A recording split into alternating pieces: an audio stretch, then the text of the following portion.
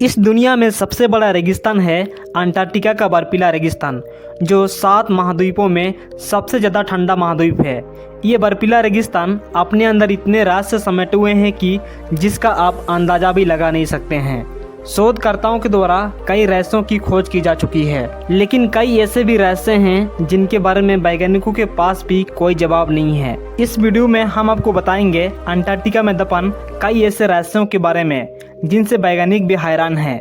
Video काफी interesting होने वाला है, इसलिए वीडियो को आखिर तक देखें। Number 1, the Vostok lake. दुनिया की सबसे गहरी और रहस्यमय लेक का नाम है वोस्टोक लेक। वोस्टोक लेक की गहराई को आज तक कोई माप नहीं पाया है। ये लेक करीबन 240 किलोमीटर लंबी है और 50 किलोमीटर चौड़ी है। जब शोधकर्ताओं द्वारा इस लेक को खोजा गया तो उन्होंने बर्फ की चादर में करीबन 4 किलोमीटर तक का ड्रिल किया, जिसके नीचे उन्हें वोस्टोक लेक मिली। वोस्टोक लेक के बारे में कहा जाता है कि किसी समय में ये लेक बर्फ के नीचे नहीं बल्कि जमीन के ऊपर ही दिखाई देती थी, मगर नासा द्वारा दावा किया गया है कि ऐसा करीबन 2.5 करोड़ साल पहले हुआ करता था। अंटार्कटिका की वोस्टोक झील करीबन 2.5 करोड़ सालों से बर्फ की चादर के नीचे ही है और इस झील में ऐसा इकोसिस्टम है जिसे धूप और हवा की भी जरूरत नहीं है। इस झील में कई बैक्टीरिया, माइक्रोब्स और मछलियां भी पाई जाती हैं, जो इसी ठंडे पानी में बिना धूप और हवा के जीवन व्यतीत करते हैं। अब आप सभी के मन में ये सवाल आ रहा होगा कि आखिरकार 4 किलोमीटर मोटी बर्फ की परत के नीचे कैसे पानी हो सकता है। दरअसल बर्फ के नीचे पानी इसलिए मौजूद है क्योंकि धरती में हाई प्रेशर के कारण बर्फ लिक्विड फॉर्म में बदल जाती है, जिसके कारण बर्फ पानी में तब्दील हो जाता है और इसी वजह से बर्फ की चादर के नीचे वोस्टोक लेक झील का निर्माण हुआ। Number 2, elongated sculls. अंटार्कटिका में मिले उन स्कल्स की जो इतने अजीब तरीके से लंबे हैं कि किसी को भी इस पर शक होगा कि ये इंसानों की हैं या नहीं।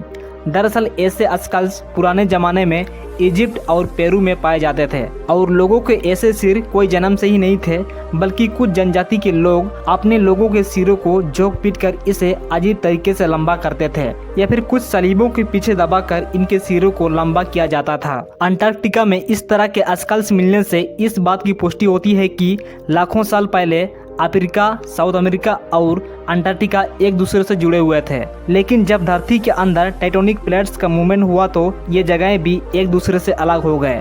आपको बता दें कि अंटार्कटिका पहले पेंजिया का ही पार्ट था। Number 3, Hitler's navy base. आज जहां कई देश इस होड़ में लगे हुए हैं कि वो अंटार्कटिका पर पूरी तरह अपना कब्जा कर लें, वहीं हिटलर ने 1939 में द्वितीय विश्व युद्ध की शुरुआत में ही अंटार्कटिका पर कब्जा करने की कोशिश की थी और यहाँ मौजूद कई सारे रिसोर्सेज का इस्तेमाल करना चाहा। ऐसा हिटलर ने तब किया था जब उसे लगा कि द्वितीय विश्व युद्ध के दौरान हिटलर की आर्टिलरी को तेल, दूध और बटर जैसी चीजों की कमी हो सकती है, जिसके बाद हिटलर ने अपनी नाजी सिपाहियों की एक टोली को शिप्स के साथ अंटार्कटिका के लिए रवाना किया। यहाँ नाजी सिपाहियों को मरियन के लिए बेल वेल की खोज करनी थी।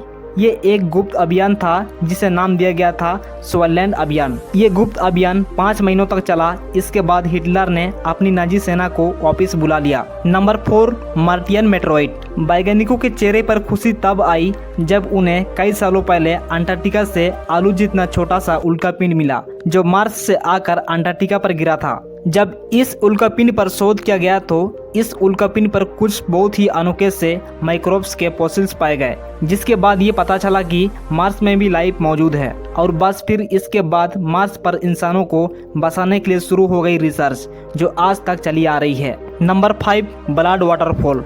अंटार्कटिका के रहस्यों के बीच एक खूनी वाटरफॉल भी है जिसे लोग ब्लड वाटरफॉल के नाम से जानते हैं। 1911 में ऑस्ट्रेलिया के एक जियोलॉजिस्ट जब टेलर ग्लेशियर की सैर पर निकले तो इस दौरान उन्हें टेलर ग्लेशियर के एक लाल रंग का वाटरफॉल निकलता हुआ दिखाई दिया, जो बिल्कुल खून की तरह दिखाई दे रहा था। जब इस पर शोध किया गया तो वैज्ञानिकों को पता चला कि इस पानी का रंग लाल इसलिए है क्योंकि इसमें लाल एग्ले मौजूद है, मगर फिर बाद में जब रिसर्च की गई तो पता चला कि इस पानी का रंग लाल इसलिए है क्योंकि इस पानी में आयरन ऑक्साइड बहुत ही ज्यादा मात्रा में मौजूद है, जिसके कारण से इसका रंग लाल है। नंबर 6, रोस आइस शेल्फ। जब अंटार्कटिका के बर्फीले मैदान से कुछ ऐसी आवाजें आने लगी जैसे मानो कि कोई औरत रो रही हो, तो इस पर शोध किया गया। 1950 में रोल्स आइस शेल्फ पर शोध किया गया कि इस दौरान ये पता चला कि अंटार्कटिका की ये आइस शेल्फ गति है। ऐसा क्यों होता है ये आपको बताते हैं। दरअसल जब हवा आइस शेल्फ से टकराती है तो उससे एक ऐसी आवाज निकलती है मानो कोई महिला रो रही हो। ये आवाज आम लोगों को सुनाई नहीं देती है। ये आवाज भूकंपीय कंपन को रिकॉर्ड करने वाले मशीनें इस आवाज को रिकॉर्ड कर लेती है। इसके साथ ही आपको बता दें कि अंटार्कटिका में मौजूद आइस शेल्फ से भी इसी प्रकार की आवाजें आती हैं। ये आवाज वहाँ के तापमान और हवा की गति के मुताबिक अलग अलग होती है। तो दोस्तों, आप लोगों को ये जानकारी कैसे लगा कमेंट करके बताना, और वीडियो अच्छा लगा तो वीडियो को लाइक करें और ऐसे ही इन्फॉर्मेटिव वीडियो देखने के लिए चैनल को सब्सक्राइब करें।